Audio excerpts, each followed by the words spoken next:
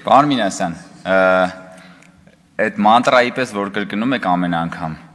սպանեց մեր իղձերը, հանձնեց, ուրացավ, ձեզ պետքա մանտրաքարտեր տպենք, մանտրաքարտ կոչենք եւ ձեզ բաժանենք բոլորիդ, որ դուք հանկարծ չմոռանաք, շպարգալկայի պես միշտ դրած լինի, որտեղ ցանկացած անհասկանալի իրավիճակում դուք սկսում եք խոսալ, ուրացում, Արցախ, սա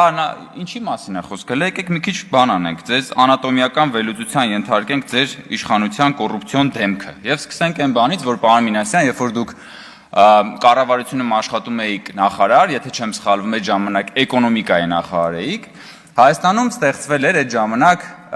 կոռուպցիայի դեմ պայքարի խորհուրդ։ Եվ ահա այդ կոռուպցիայի դեմ պայքարի խորհուրդը ոչ ավել, ոչ պակաս գլխավորում էր Հովիկ Աբրահամյանը։ Մարդ, որից այսօր ապօրինի գույքի բռնագազման մասին օրենքով միլիարդներ են պահանջում։ Եվ դուք այդ ժամանակ այդ կառավարության անդամ էիք, պարոն Մինասյան։ Հասկանում եք։ Դուք ասենք ոնց որ բանին գառներին պահտան գայլին ասեն դե պահի հանկարծ որևէ մեկը բան չանի։ Էսա ձեր հակակոռուպցիոն քաղաքականություն, դուք էլ այնտեղ նստած եք եղել։ Հիմա եկել ասում եք կոռուպցիա եւ ընդդիմության միջև կապը աբսուրդ է։ Ախր դուք ոչ թե ձեզ մեր հարցադրումները ոչ թե որպես ընդդիմություն, այլ որպես նախկին իշխանություն։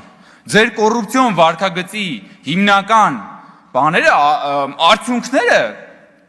կուտակվել են որպես նախկին իշխանություն, ոչ թե որպես ներկա ընդդիմություն։ Եվ մի հատ էլ աբսուրդ բան կա, որը հանրային դաշտում անդադ պտտվում է եւ ճիշտ ասած այդքան էլ ես կարծում եմ շատերը դա կրկնում են առանց հասկանալու, որ ասում են այդ նախկին ներկա տրամաբանության մեջ, ասում է դե հերիք չի ես նախկիններից խոսակ։ Ոնց որ նախկինները բան են, գնացք են, գնացել են, էլ չեն վերադառնալու։ Նախ այդ որ հերիքա նախկիններից խոսակ, այդ թեզը հորինել են նախկինները։ Որովհետեւ նախկիններից չխոսանք։ Որովհետեւ չգնանք իրանց հետևից ասենք ձեր գողացածը պետք է հետ բերենք, ձեր կատարած հանցանքների համար պիտի պատասխան տակ բան։ Հիմա ասում են, ինչ լինում, ասում է դե հերիք չի նախկիններից խոսանք։ Մյուս կողմից էլ ասում են, բա նախկինների թալանացը խիչ եք հետ վերադարձնում։ Բա հենց ասում ենք նախկինների թալանացը հետ վերադարձնենք, նախկինները դիմում են սահմանադրական դատարան, որպեսզի այդ օրենքը ճանաչվի հակասահմանադրական։ Ոչ չխոսանք բա նախկիններից, որովհետև նախկինները նաև ներկաներ են։ Չեն անցել գնացքի պես անվերադարձ չուկչակ չարակչակի բան հնչյունների ներքո։ Իրանք կան այստեղ նստած են, այս մարդիկ հիմա պայքարում են դրա դեմ։ Բա դրա մասին է խոսքը, բա Տիկին Լիլիթ Գալստյանը ասում է դեմ է մեր իշխանության մասին է խոսում, ասում է եւ այն դեմ է մեր քաղաքակրթական կոդին։ Հատուկ շեշտադրում է բանանում այսպես էքսպրեսիա է քաղաքակրթական կոդին։ Գիտեք որն է ձեր քաղաքակրթական կոդը, Տիկին Գալստյան, ձեր քաղաքակրթական կոդը մի անգամ ասել եմ մամուլում այդ վերնագրով, որ նշվել է Արինոտ տասնամյակն է Ռոբերտ Քոչարյանի կառավարման տարիների։ Տասնյակ քաղաքական սպանությունները հոկտեմբերի 27-ը, մարտի 1-ը Պողոս Պողոսյանը, սա է ձեր քաղաքակրթական կոդը։ Ձեր քաղաքակրթական կոդը բանն է՝ գույք պարտքի դիմաց, Մեղրին Ղարաբաղի դիմաց, Հայաստանը գուբերնատորի կամ ծայրակ գավառապետի դիմաց։ Եվ դուք այս քաղաքակրթական կոդի համար այսօր կռիվ եք տալի։ Էդ է ձեր իղձը, պարոն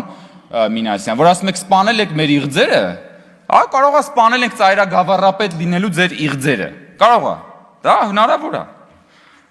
Խոսում եք ատելության մթնոլորտից հարգելի գործընկերներ։ Դուք ձեր ընդհանրապես խորհրդարանական ընդդիմություն եւ ձեր շրջապատող բանը, հանրույթը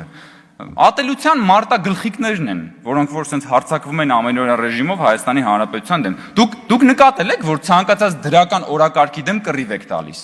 Ցանկացած դրական օրակարգի դեմ ընդդիմությունը խաչակրած արշավանք է անում։ Դա կլինի փառատոն, դա կլինի, ասենք, չգիտեմ, որևէ միջոցառում նվիրված երեխաների հունիսի 1-ի, ասենք, երեխաների օրվա կապակցությամբ։ Դա ցանկացած իրադարձություն Հայաստանում, որը պետքա առաջացնի դրական էմոցիաներ, ատելության մարտագլխիկները հարձակվում են այդ դրական օրակարգերի դեմ եւ փորձում են միայն ատելություն, դժբախտություն, անհուսություն եւ ապաթիա գեներացնել, որովհետեւ դուք այդտեղ եք միայն ծաղկում։ Դա ձեր բնական միջավայրն է, ձեր քաղաքակրթական կոդը փթթում է այդ միջավայրում։ Դուք ինչի մասին եք խոսում։ Հիմա եկել եք կամ ատելության միջավայրից մթնոլորտից որ խոսում եք։ Ես ընդամենը մի քանի օրինակ կարամ բերեմ, ժողովուրդ ջան։ Ատելության միջավայր գեներացնող չէր ձեր падգամավոր Գեգամ Մանուկյանի արտահայտությունը մոտ 700,000 քաղաքացիներին սեռական հայոյանք տալը։ Ատելության բան չէր, մթնոլորտ գեներացնել չէր, էլի ձեր պայքարող երիտասարդները, որ հարձակվում էին Գյումրիում, տարեց պապիկների վրա եւ բռնություն էին ենթարկում, որ ցանկացած քաղաքացու, որը չէր միանում ձեր փրկության շարժմանը անվանում եք Թուրքիև դավաճան դատելության մթնոլորտ չէ, որ ձեր վարչապետի տեխնացու Վազգեն Մանուկյանը այդ բանն էլ կա նկարա ուրեմն ինտերնետում, որ հանրության մի զգալի հատվածին չեմ ուզում բանանել, ասել թե ինչ էր անվանում դատելության մթնոլորտի գեներացում չէր, որ քաղաքացիներին անվանում եք ժեղ դատելության բան չէր։ Պարոն Մինասյան, երեք ասում եք, ինչու որևէ մեկը չի դատապարտել նախորդ օրը տեղի ունեցած բան եւ հատկապես շեշտադրում եք այդ դատապարտման վրա։ Ձեզանից որևէ մեկը դատապարտել է Վագն Ալեքսանյանի մայրիկի վրա կստմնելի հարձակումը։ Ինչ եք դուք արել այդտեղ։ Ձեր բանը ձերեն ինչ էր անում, տերտերը ոնց էր, այն որ կարկուտ անձրև էր քշում։ Դա դուք տեսել եք ինքը ոնց ինչ ցինիկ պահվածքա ցուցաբերել հենց պարոն Ալեքսանյանի մայրիկի նկատմամբ տեղի ունեցած այդ քստմնելի վարքագծի նկատմամբ։ Բա դատապարտել եք դուք դա, թե մի հատ հերթապահ բան եք, նախադասություն եք ասում, հետո բան եք անում, շարունակում եք նույն տրամաբանությունը։ Կամ ասենք ինչ է նշանակում նույն այդ խավարամտության արշավանքը ցանկացած նոր բանի նկատմամբ։ Եթե նկատեք, մեր ընդդիմությունը հիմնականում ագրեսիվ պայքար է մղում ինչպես դրական օրակարգեր, այնպես էլ նոր ինչ-որ հաջողված ռեֆորմների նկատմամբ։ Ասենք օրինակ հատկապես ագրեսիվ են պարեկների նկատմամբ։ Ասում են պարեկները բանով Volvo-ով իրենց գնում են բան, բայց պարեկները չեն կարող ոտով վազելով գնան այդ։ Պարեկները ինչ-որ մեքենայով պետքա գնան։ Դուք պետք է ուրախանաք, որ Հայաստանում պարեկները նոր ժամանակակից էլեկտրամոբիլներով գնում են եւ բան են անում։ Ասում են պարեկները Volvo-ի մեջով գնում են եսի ինչ։ Volvo-ն եք թիրախավորում հիմա էլ։ Ամեն ինչից անցակ անցել եք Volvo-ներին։ Այ քեզ բան, հա Բայց հիմա կասել էի, հա։ Բան եք անում, ամենամեծ իհարկե խաչակրած խավարամտության արշավանքը դա ակադեմիական քաղաքի դեմն է։ Եվ որովհետև հասկանում են, որ այս ակադեմիական քաղաքը որ եղավ, իր վերջնանպատակը այդ խավարամտության բանն ալնելու, խավարամտությունը ջնջելն ալնելու Հայաստանի Հանրապետությունից։ Դրա համար էլ պայքարում են դրա դեմ։ Դրա համար էլ պայքարում են, ոնց որ Դրակուլան խաչից էր բանանում, այսահարվում Դիվահարվել չասեմ, պարոն Մինասյան, որովհետև այդ բառից ոնց որ դուք նեղսրտում եք։ Այսահարվում, ոնց որ Դրակուլան խաչից էր այսահարվում, դուք էլ այսահարվում եք ակադեմիական քաղաքից, պարեկներից, փառատոններից, լավ բաներից, երեխաների օրվան նվիրված լավ միջոցառումներից, ամանորյա տոնածառից, ցանկացած դրական օրակարգից դուք այսահարվում եք։ Հարգելի գործընկերներ։ Հիմա տեսնեմ ինչ ա մնացել լտակը։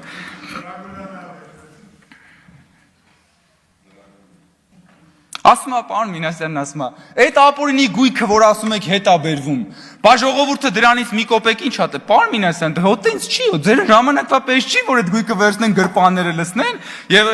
դա ինստիտուցիոնալ ձևով է արվում։ Կարող եք գիտեք պետությունը Ռոբին Հուդն է, հեսա գնալու է բանը, ձեր բանը տները վերցնի բանի, ժողովրդին ասի Ժորժ ջան մտեք ինչ ուզում եք արեք։ Բա դա կլինի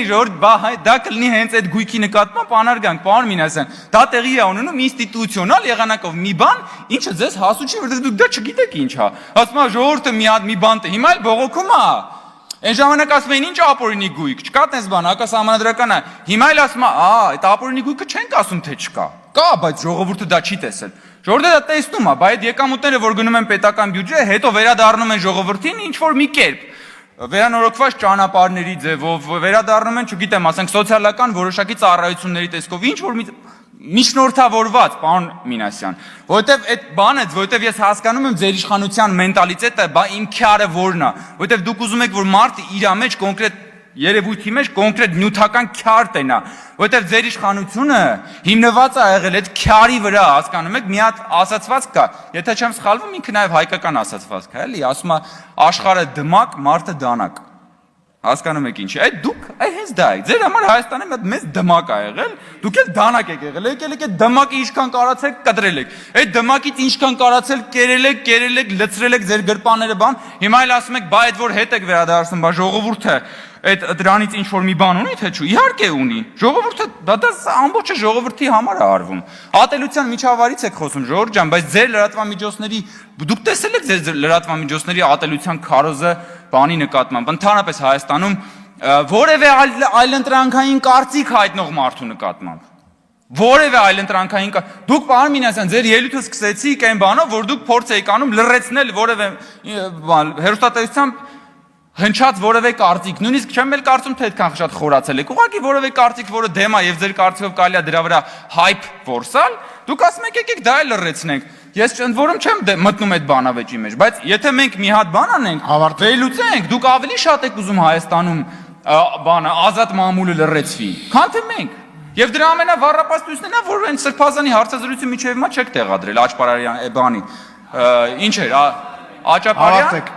Ինչ էր, մի խոսքով, խիչ եք այդ մարդու հարցազրույցը միջև հիմա տեղադրում ձեր բանին։ Եվ ամփոփելով հարգելի գործընկերներ, ներողություն, պարոն նախագահ, Տիկին Դատախազ, ես կարծում եմ, որ Հայաստանում հանրային կյանքի բազմաթիվ ոլորտներում արդարադատությունը էական առաջընթաց գործել է եւ հատկապես պատժի անխուսափելիության ինստիտուտը ներդրվել է։ Բանն այն է, որ շատ դեպքերում հնչեղ, հատկապես քաղաքական գործերով առաջընթացի պակասը ստվերում է ընդհանուր հանրային կյանքում արդարադատության առաջընթացը, որը տեղի է ունեցել։ Եվ այստեղ ես պիտի ասեմ, ուզում եմ միայն մեկ кейսի վրա ուշադրություն դարձնել եւ պիտի խնդրեմ այդ հարցին պատասխանեք։ Մենք խոսում ենք հոկտեմբերի 27-ից, խոսում ենք մարտի 1-ից, խոսում ենք Պողոս Պողոսյանից եւ մնացած ամեն ինչից, բայց նաեւ մեր բոլորովին վերջերս էլ Հայաստանում տեղի են ունեցել դեպքեր նույն շրջանակների կողմից, որոնք որ պատշաճ ոնց որ թե արդարադատությունը այդտեղ չի հաղթանակել։